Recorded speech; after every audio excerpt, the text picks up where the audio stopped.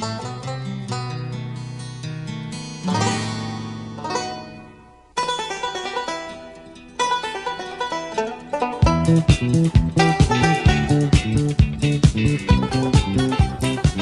and welcome to another episode of the Cover Zero podcast, the show where I cover the Leafs in the best way possible. I'm your host, Jason Wells. Today is April 10th. It is almost draft time. We are a little bit more than 2 weeks away until draft night, but not a lot happening. Actually, I take that back. If you see the shirt, you know that these two are no longer teammates. Obviously, I'm talking about Josh Allen and Stefan Diggs. That was a big thing that happened this past week. There's a few other things. But yeah, either way, it's been slow. It is the off season. Draft season is ramping up. And I didn't really know what I was going to do for the show today. I was thinking, like, do I talk about a certain position group? Do I go kind of like my 5 guys of the draft or my 5 favorite players? That'll be next week. No, I decided for this one, so I'm officially week 1, official week or official start for my new job. And it's been busy, but now I'm back into a full-time schedule again. I am tired because it is new job. I'm don't or finally not sleeping in, and I'm getting back at normal time. So I'm recording these later into the night now, and I was just kind of like, you know what? I deserve a short episode. Looking back on last year's, it's 15, 20 minute, 30 minute. And I guarantee you, I have enough to talk about that I will, in the NFL Weekly Update, that I will cover at least a 30-minute podcast, but I deserve to give myself a little bit of a break, so that's what I'm doing. Yeah, so shorter episode this week. It will just be the NFL Weekly Update, and then next week I'm going to do kind of like my 5 favorite players in the draft, and then the last week before the draft happens, it'll be my final mock draft of the season. Because, yeah, things, even since like last week with that mock draft, things have happened, things have changed. The Bills are now definitely in line to draft a wide receiver, and I guess let's just get right into the NFL Weekly Update. So that was the blockbuster of last week. Stefan Diggs traded to the Texans for the Minnesota 2025 second round pick that they got through their trade back. And now Minnesota obviously has 2 firsts to hopefully trade up for a quarterback. But yeah, so the Bills get a 2025 second. The Texans get Diggs, a 2024 6 and a 2025 5. And Diggs ended up clearing the, like, basically the extension years that the Bills just gave him. There was an out anyways. He just kind of cleared those. He's on a 1-year deal. He's a free agent next year. So, yeah. I don't know where to start with this. I guess let's just start on the Texan side. Actually, I'm going to do an overall theme. I think this was a lose-lose trade on both sides. And I don't say that lightly. Like obviously the Bills getting a second, like that is great value for Diggs, and Stefan Diggs is still Diggs, but I don't like it really on either side. I really don't know who came out on top. I guess you have to say the Texans because they just landed an all-pro wide receiver, maybe future Hall of Famer. I don't know if that's too bold to say. I mean, we'll see how these years with the Texans go, but I guess, yeah, let's talk with the Texans. The Texans have had one of the better off seasons so far. Obviously, they add Danielle Hunter in on that defensive line, and now they get a bona fide number 1 receiver. Has been a number 1 basically since he stepped into the league with the Vikings all those years ago. Obviously, Adam Thielen was there, but beside the point. Stefan Diggs, at this point, is still a top 10 receiver in the NFL. Now, do I believe that? No, but it's hard to not put Diggs in top 10s because last year's stats for him were still very good. Now, did he not have a 100-yard game since week 6? yeah, did he really kind of fizzle out down the stretch? Like, yeah, like he was not, that second half of the season for him was not what we have seen from Stephon Diggs basically his entire career. And who knows what version the Texans are getting at this point. Now, it's not like Stroud has no one to throw to. There's Nico Collins, there's Tank Dell, now they bring in Stephon Diggs. One of the better trios in the NFL, in my opinion. But again, we know Diggs has, I don't want to say like some maturity or like, maybe it is, I guess, but that's such a blanket statement. He's a wide receiver, he's a diva. And a lot of great wide receivers are divas. Some say you need a little diva in you to be a wide receiver, and Diggs has plenty of that. Let me tell you. So where I don't know if he's going to be going into Houston, expecting he's going to be the number one guy, and here's Stroud, who loves Nico Collins, loves Tank Dell, who will be looking at those guys first instead of Diggs. Now, I think that they do enough well. You get Tank Dell in the short field, Nico Collins kind of taken off the top, and Diggs will run those intermediate routes really well, which he did with Josh Allen. But yeah, so I guess my thing with the Texans is it's a good trade in the sense that you're getting, like, you're going for it this year. I don't think there's any doubt in anyone's mind that the Texans are going for it. They were also interested in Keenan Allen. He went to the Bears for a fourth. I would have done that trade instead of this. Giving up a two for Diggs is a lot, given on what we've seen vet receivers go to. Considering the back half of his 2023 season was well below his average for him, for his standards. Like, I guess we'll see, but I can't knock the Texans for going all in. It is a 1 year deal. So regardless of what happens this year, he won't be a Texan next year. They got to pay Nico. They got to pay Tank Dell eventually. Like, I guess the Tank Dell. No, I guess it's 2 years. Either way, they got to pay Nico next year, basically, and they will be paying him. So Diggs, this is a 1 year rental. Giving up a two is a lot for a 1 year rental, in my opinion.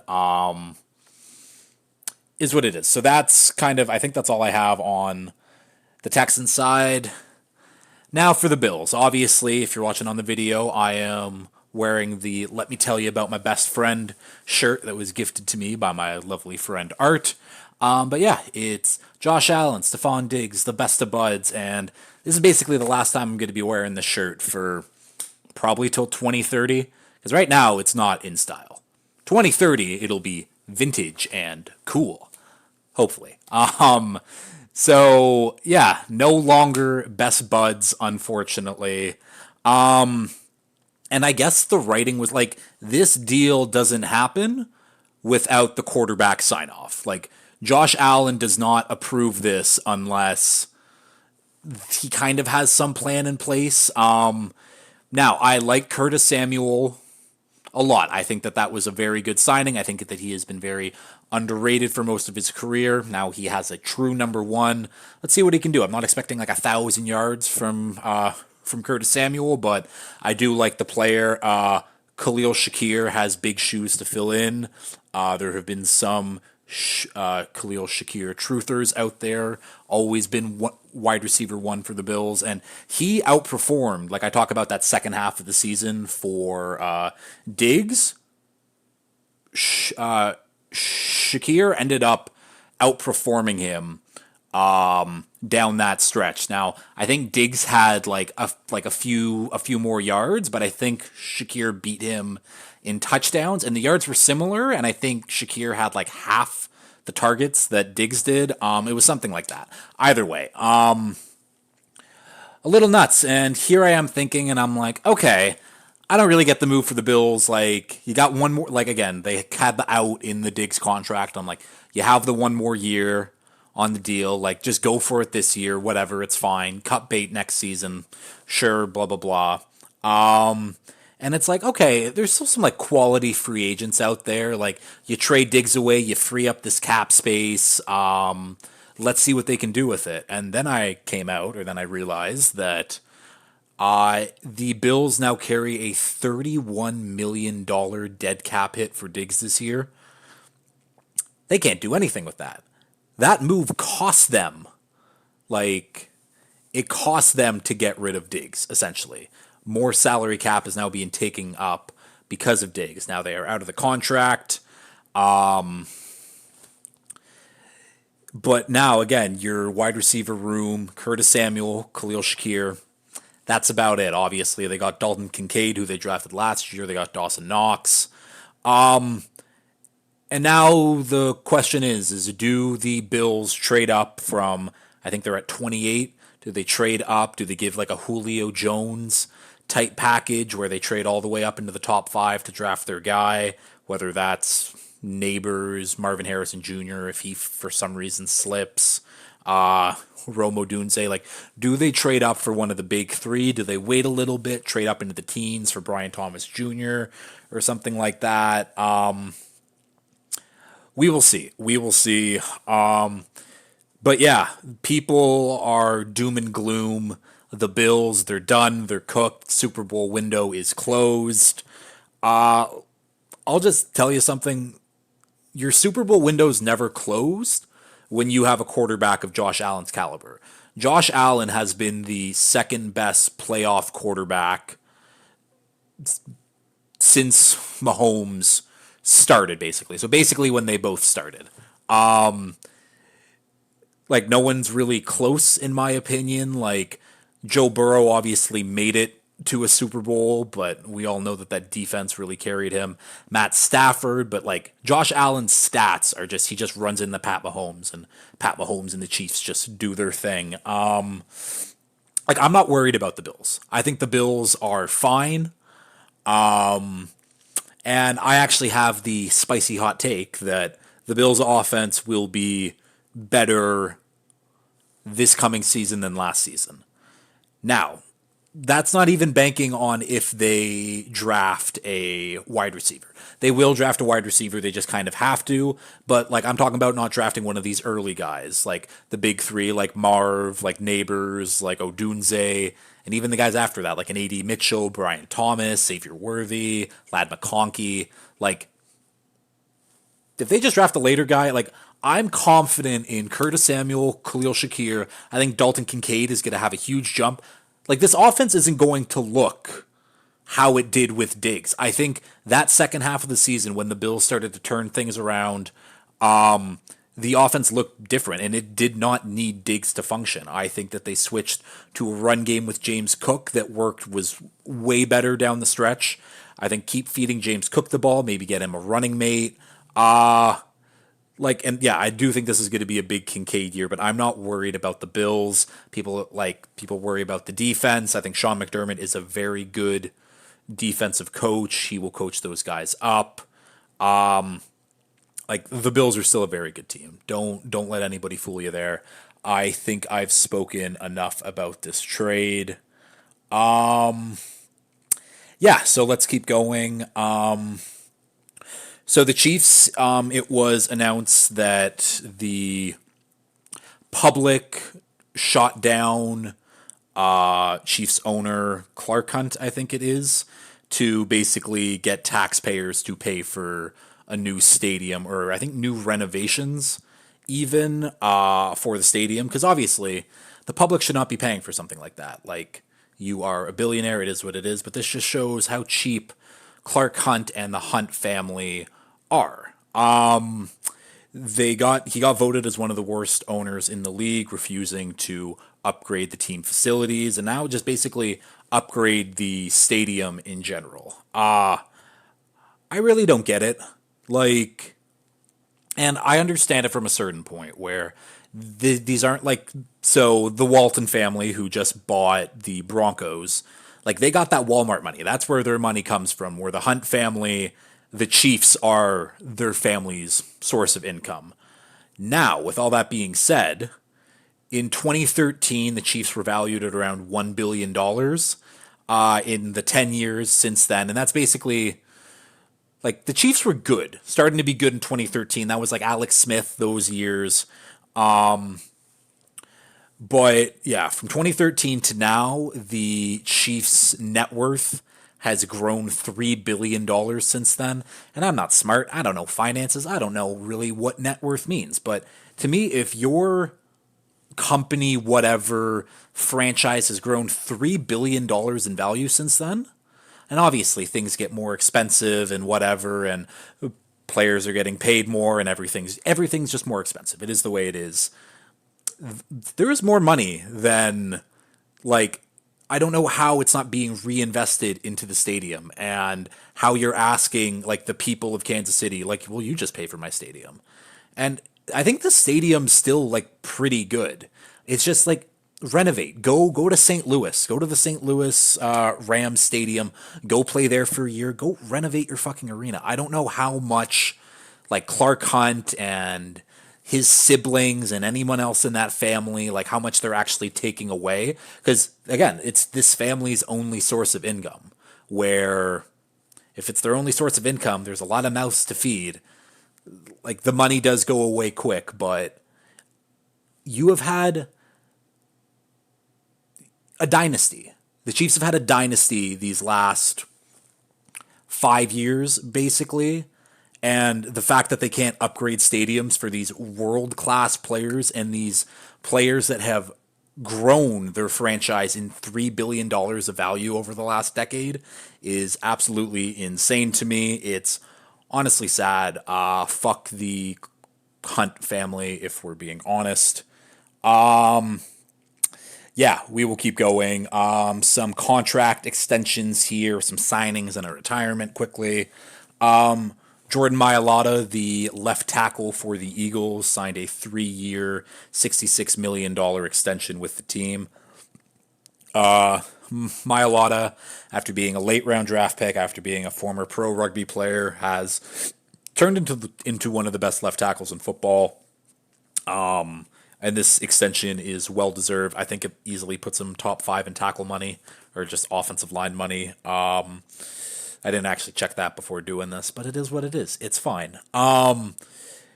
Yeah, dude's got a killer singing voice too. I don't really know if I needed to bring that up, but yeah, Eagles keep one of their own. I don't know how, like, if he was going to be a free agent next year or anything, but good for the Eagles to get this deal done. He is someone who should be an Eagle and always be an Eagle until he retires. And I think that they do like to take care of their people. But yeah, Jordan Mailata, one of the good ones, gets a big extension. Another big extension. Panthers defensive tackle Derek Brown signed a 4-year, $96 million extension with $63.5 million guaranteed. That is a fuck ton of money. That puts him in top 5 defensive tackle money right now. I think he's right on par with Quinnen Williams, and Derek Brown is that good. Obviously, Carolina doesn't get a lot of shine because they're a poverty franchise at the moment, but losing Brian Burns and still having Derek Brown, that's a major win. Derek Brown is easily a top 10 defensive tackle in the league per me. And yeah, he's a game wrecker. I think he broke the record for most tackles by a defensive tackle this year with over 100. He's a monster. He's a game wrecker. It took him a little while to really kind of find his footing in the league. I think it was like year 3 when all of a sudden it's like, yeah, Derek Brown is here. He's always had the athleticism and the size, and now he's kind of put it together. The man is a force, but so his AAV is coming out at $24 million, or in and around there. I don't know. Christian Wilkins, who again former Dolphin, one of my favorite players, but he got 27.5 AAV. Like, the Raiders just overpaid. Like, I love Christian Wilkins. That man is not the second best defensive tackle in the league. Like, he's in that Derek Brown conversation. I think that they're kind of on par. He's a top 10 guy. Like, but the Raiders threw him way too big of a bag. Like, if that's what Derek Brown is going for after the Wilkins extension, a little crazy to me. And I wish C. Wilk all the best. And this isn't like me being petty or me being sad that he left, but that was a lot of money that the Raiders gave him. And I love him and he's great, but I really don't understand it. Is what it is. we'll keep going. The Patriots have signed or extended safety Kyle Duggar, 4 year, $58 million extension. I think that it's around like the 15 mil AAV. One of the highest paid safeties in the league now, definitely deserved. He's really just a, what's the word? Jack of all trades type dude on that defense. You can play him in the box at linebacker. Obviously, he's safety. He can match up on linebacker as well. Like, he's a good blitzer. He's good in coverage. He is a weapon for that Patriots defense, and it is good for them to get this extension going into the year and have him not play on the franchise tag. Yeah, good on the Patriots for keeping another one of their guys in house. Sucks that you couldn't bring in any actual talent to the team this year, but is what it is. A little small Patriots note here because he plays in the secondary with Kyle Duggar, but Christian Gonzalez Gonzo switched his jersey from number 6 to number 0. 0 is what he played in college, and that jersey just goes hard. Like, I'm sorry, I know I'm a Dolphins fan. Fuck, I'm a Dolphins fan wearing a Bills t-shirt and I'm about to compliment the Patriots. What the fuck am I doing? But yeah, that it might have to be my first Patriots jersey if Gonzo ends up having the career I expect him to have. I loved him at Oregon, and it pains me that he's in the division and he's on the Patriots, but a number 0 jersey, that's fucking sick. The first Patriots jersey to wear, or Patriots player to wear number 0. And speaking of the Patriots, I guess kind of just ties in still. But former Patriot Titan, where else did he go? Giant, Buccaneer, 49er, Logan Ryan has announced his retirement after an 11-year career. 2-time Super Bowl champion. Just solid, literally solid his entire career. He was obviously like two-time Super Bowl champion with the Patriots, moves on to the Giants. Like, very dependable for 11 straight years. Was never great, but was never bad. Was never like, okay, Logan Ryan's out there, let's like pick on him. Smart football player. Yeah, really not much of like note, but like Logan Ryan's a dude. We got to acknowledge Logan Ryan. He had some very good years, obviously, with the Patriots and the Titans. I mentioned the Titans right before, whatever. Either way, Logan Ryan, congrats on retirement. I think he's probably joining the media. I think I read that somewhere. Either way, let's keep going. Former DB, former Packer, Kevin King is back in the NFL, signing with the Falcons for this coming season.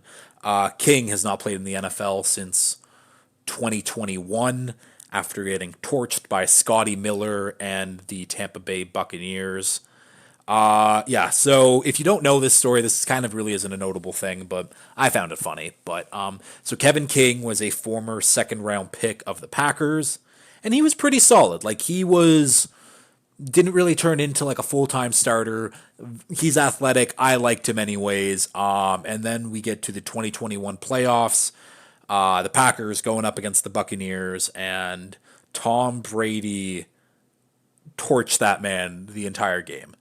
Like, I think Scotty Miller beat him deep. I think Chris Godwin beat him deep. I think another guy beat him deep. Like, he got absolutely cooked in that game. He then took the 2022 season off because I think that he was just getting flamed. I think he needed to get his mind right, and there's nothing wrong with that. And then 2023 came back. I think he hurt his knee, so now he's back again, back with the Falcons. And again, this is like a depth piece signing. I do think it's pretty good for the Falcons, who just, again, they need depth, and I think that King could be a reliable, like, rotational starter. So big ups for the Falcons, I guess. We got two things of draft news here. The Great White Hope, Cooper DeJean, had his pro day. DeJean coming back from that broken leg that he had in college. He was finally good enough to test. I think he actually missed Iowa's pro day, so he just basically sent out a letter to all 32 teams to be like, I am running all of the drills. He basically just set up a pro day for himself. And there's been some talk. There's been some talk and some slander recently about the next great white corner, where it's like, oh, is he really that athletic? I don't know. Like, his, like, oh, I'm doubting his athleticism. And DeJean absolutely crushed it. 4.440, 38 and a half vert, a 10.4 broad. Those numbers would have given him the highest rated RAS score, relative athletic score. I talked about that before. I won't really explain it, but I guess I'll quickly explain it. Basically, this guy Kent Lee Plott, I guess shout out.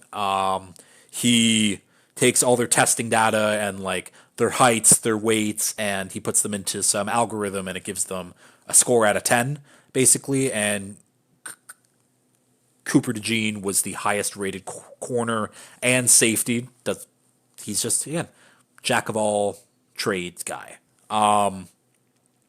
But yeah, highest rated corner and safety for this year's class. I think he was a top 30 corner athletically, like all time, or since like 87 or whenever we started tracking the data, whatever.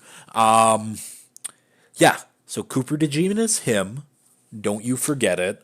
Yeah, I think people, again, I think this puts a lot to bed. And I said it last week, I said it through some lag, but if you can't find a guy like Cooper DeJean, if you can't find him a spot on your defense when he can play corner, he can play in the slot, you can put him in the box, you can put him at safety. Like, the guy is a chess piece on defense and should be utilized as so. And if you can't find a home for him in your defense, you should start looking at your defensive coordinator or whoever runs the defense, because that guy's not him. Cooper DeJean is him. Yeah, so don't doubt the white corner's athletic traits. He will be the first guy since Jason Sehorn to consistently start in a game anyways. Other draft note, the mammoth of a man himself, T'Vondre Sweat, unfortunately was arrested for a DWI, which apparently we don't have here in Canada, but it's basically just a DUI. For some reason, they split them. He was driving while intoxicated. Yeah, so this kind of tanks his stock 2 weeks before the draft. Obviously was seen as a day 2 guy. I think he'll probably fall into the day 3. Teams were already kind of concerned about, not character issues, but the man likes to party, apparently. And apparently at the combine, he was like, nope, that's all in the past now. I'm a new man, blah, blah, blah. Obviously not so. And I do wish that he gets help, but it's just, again, it's another one of these, like, you're about to make millions of dollars, my friend, or hopefully he will. But, like, he's about to, like, it's like, since he was done college, these last few months have been the most stressful, but also, like, you are setting yourself up for the future and your family's future by taking the NFL seriously. And again, it's very stressful time. I'm sure he's like, I'm just gonna have a few drinks, I'll be fine. A few drinks turns into 10. Let's say, I have no idea, but like, yeah, not smart. And it is, I mean, I think I've said it, but the NFL, pound for pound, has by far the dumbest athletes on the planet. I mean, between like this, I mean, just everything that happens in the NFL, and like, I'm not gonna get into it. That's a whole other thing. But yeah. So hopefully, T'Vondre Sweat. I mean, someone's gonna get a mammoth of a man probably in round 4, maybe late round 3. I guess we'll see. He's not going round 2 anymore. I can tell you that. And last note I have up here is a UFL update, the United Football League. I think that's what it's called. I honestly don't know. I thought it was still called the USFL. The UFL apparently, but kicker Jake Bates kicked another 62-yard field goal in a game. And what do you mean? And you're probably listening to this and you're like, wait, he kicked another 62-yarder?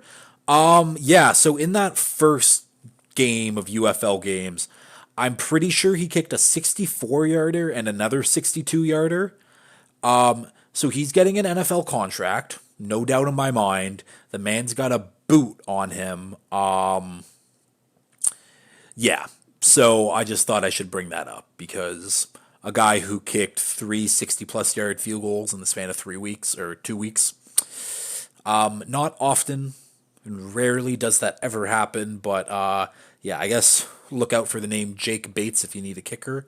That's you, Chris Greer, and Mike McDaniel. Can we have a kicker who we have like faith in kicking a 55 plus yard field goal or even a 50 plus yarder if we're being honest? That would be great. But yeah, that's the last note of the NFL Weekly Update. I am now over half an hour.